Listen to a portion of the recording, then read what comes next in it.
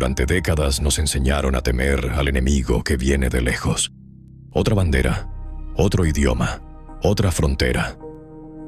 Por eso construimos la seguridad digital como si fuera un castillo medieval. Murallas de cifrado, perímetros, protocolos, capas y capas de acceso restringido. La fantasía era simple. El peligro siempre estaría afuera, intentando entrar. Pero las murallas más altas nunca pudieron detener a aquello que ya caminaba por dentro. En 2016, mientras la Agencia de Seguridad Nacional intentaba entender por qué sus armas habían aparecido en Internet, una pregunta empezó a flotar en el aire de Fort Meade, silenciosa y venenosa, como una idea que nadie se atreve a pronunciar en voz alta. ¿Y si el ladrón no era un adversario extranjero, sino uno de los suyos? Yo soy el testigo. Y aquel día, lo que vi no fue una cacería heroica. Fue la necesidad desesperada de ponerle un rostro al desastre, aunque el rostro elegido no fuera el correcto.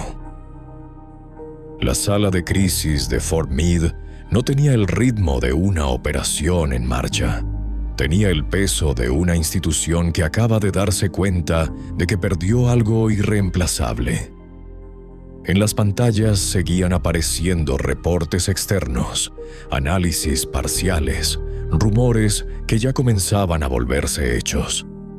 Lucas Vance se aferraba a la idea de que si encontraban al responsable, podrían recuperar control. Caroline Brown observaba con esa calma quirúrgica del FBI que no confunde esperanza con evidencia. Henry Miller, en cambio, parecía llevar horas viviendo dentro de registros antiguos. Cuando Miller entró, traía el rostro desgastado de quien por fin encontró una puerta, aunque detrás solo hubiera oscuridad. Dejó una tablet sobre la mesa, sin ceremonia, como si el aparato pesara más de lo que debía. Señor Vance, ya tengo los resultados del análisis UEBA. Brown alzó la vista. UEBA. Miller lo explicó sin entusiasmo, como quien nombra un instrumento clínico. User and Entity Behavior Analytics. No mira solo archivos, mira conducta. Aprende el ritmo normal de cada usuario y detecta anomalías. Si alguien actúa legalmente pero de forma imposible, el sistema lo marca. Vance no le dio espacio a la teoría. Dime que encontraste algo útil. Miller proyectó un gráfico. Picos de actividad, rutas de acceso, volúmenes que no correspondían a ninguna tarea humana razonable. Las anomalías apuntaban a un mismo periodo, años atrás, cuando la agencia todavía sangraba por la herida de Snowden. No buscamos un archivo aislado, buscamos exfiltración masiva, terabytes, directorios completos, y comparé las rutas de la filtración con nuestros logs históricos. Coinciden, exactamente, como si alguien hubiera arrastrado los mismos directorios a un disco duro. Brown entrecerró los ojos, midiendo el significado real de esa frase. ¿Quién tenía acceso a esos directorios? Miller amplió el reporte. Un nombre apareció, quieto, brutal por su simpleza. Harold T. Martin. El silencio que siguió no fue sorpresa. Fue incomodidad, como si ese nombre hubiera estado en una lista que nadie quiso mirar demasiado tiempo. ¿Quién es? Preguntó Brown sin emoción. Contratista, Buzz Allen Hamilton, ex marina, doctorando en sistemas y con un nivel de acceso total. Vance se incorporó. ¿Total? Miller no adornó la respuesta. Administrador, root. Si hubiera querido copiar media agencia podía hacerlo. Y luego mostró los horarios. Accesos repetidos entre las 2 y las 5 de la mañana, durante meses, como un pulso obsesivo. Esto no es trabajo, esto es compulsión. Movió montañas de datos, usó medios no autorizados, quemó discos sin registro, se comportó como alguien que no podía detenerse. Vance se levantó de golpe, como si por fin pudiera respirar.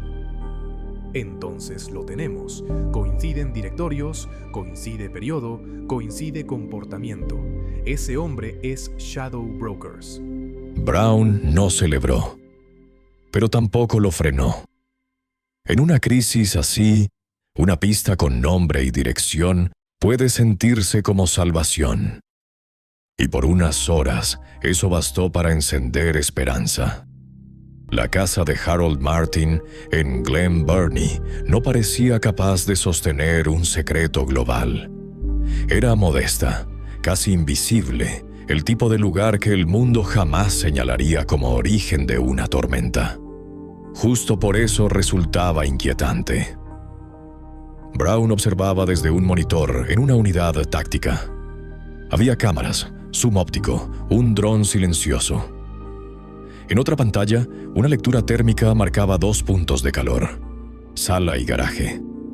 Vance, a su lado, golpeaba suavemente la mesa, impaciente, como si el tiempo fuera un enemigo más. En la imagen, Martin salió de su casa con una bolsa de basura. Pantalones cortos, camiseta manchada, calcetines disparejos. Caminó lento hacia el contenedor, dejó la bolsa y se quedó unos segundos mirando el suelo, como si olvidara algo importante. Luego regresó sin prisa, sin alarma visible, sin el nerviosismo de un hombre que supuestamente sostenía una subasta que humillaba a Estados Unidos. Vance apretó la mandíbula. No te engañes por la fachada. Si es él, ahí dentro está el arsenal que nos tiene de rodillas. Brown no apartó la vista. Estoy esperando confirmación del equipo. No vamos a cometer errores. El error es esperar. Si borra discos, si activa un kill switch, si pasa archivos a un tercero...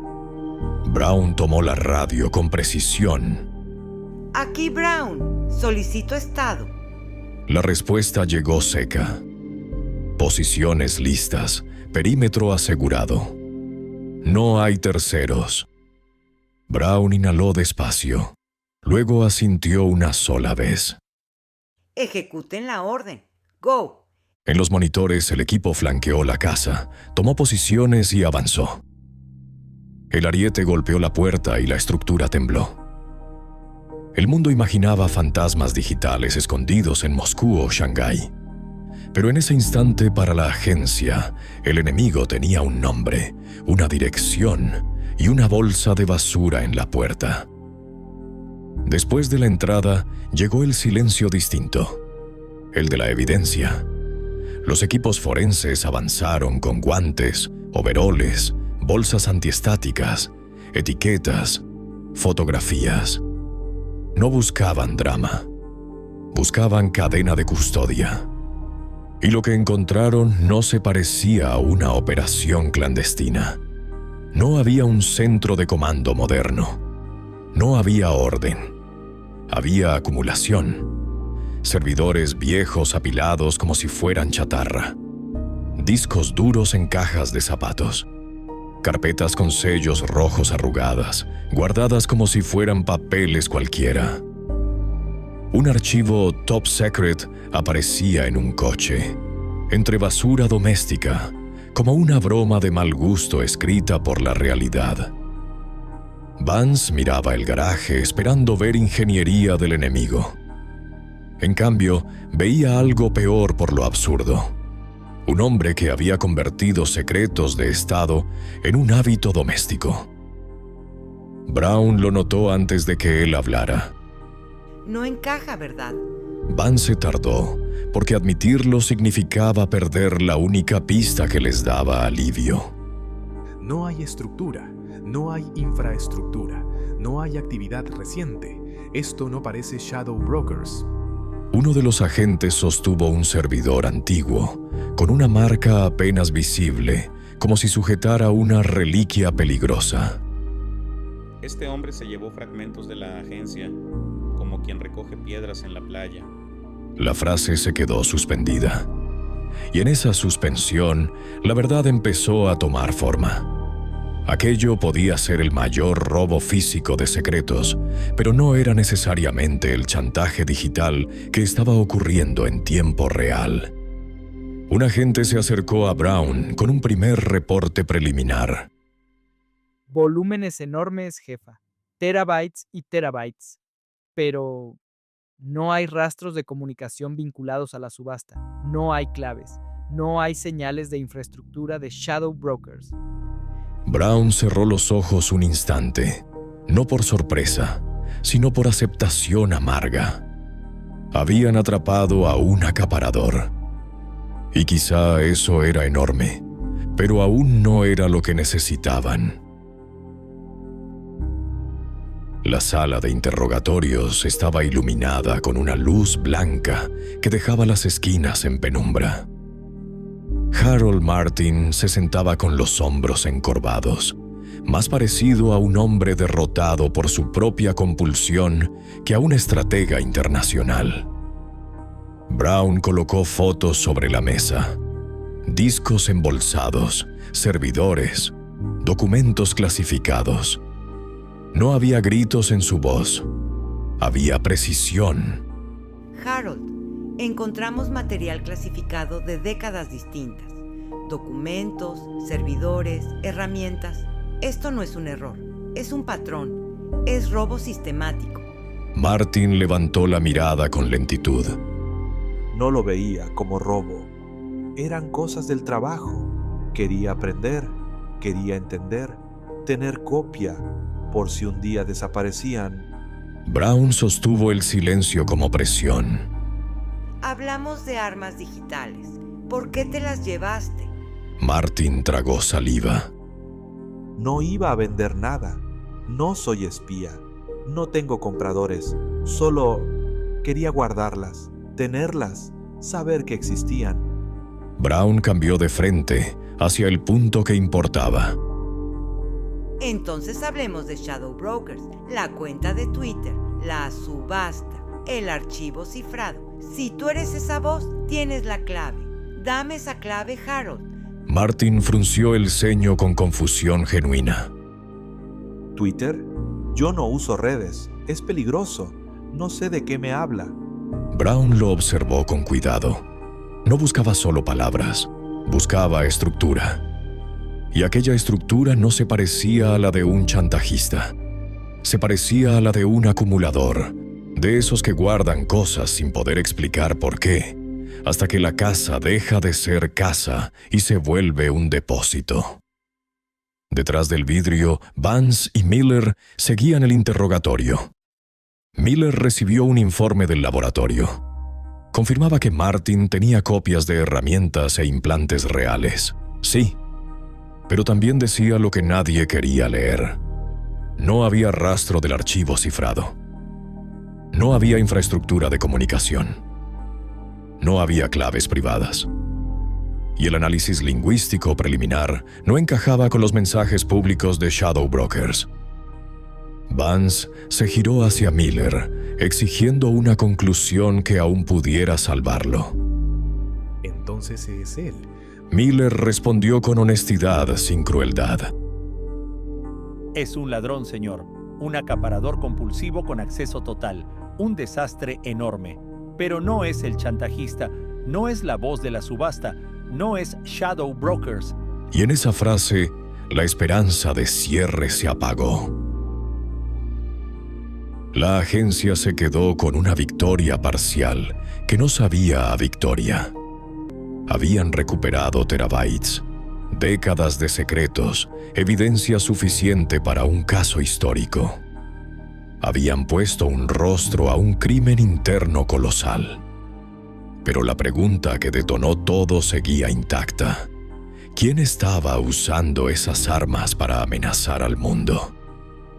Esa noche, cuando el edificio ya respiraba más lento y los pasillos parecían más largos, el teléfono de Vance vibró sobre la mesa. Era una notificación de Twitter. Un nuevo mensaje de Shadow Brokers acababa de publicarse, con el mismo inglés torpe que ya se había vuelto su firma. No era una confesión, era una burla, Una carcajada escrita dirigida a quienes querían creer que atrapar al acaparador cerraba el caso. Vance no dijo nada. Solo dejó el teléfono boca abajo, como si darle la espalda pudiera retrasar lo inevitable. Pero la verdad ya estaba en la habitación. Habían atrapado al monstruo doméstico que guardaba cosas peligrosas sin saber detenerse. Y aún así la tormenta real seguía afuera, intacta, viajando por cables, rebotando en servidores desconocidos, observando cada movimiento. Yo soy el testigo. Y lo que vi entonces fue simple y devastador. Cuando una institución desesperada necesita un culpable, es capaz de confundir una tragedia interna con el origen del enemigo. Pero Shadow Brokers no necesitaba un garaje lleno de discos para existir. Lo único que necesitaba era una grieta y la paciencia para esperar el momento exacto de reírse desde el otro lado. Yo soy el testigo, y esta grieta sigue abriéndose.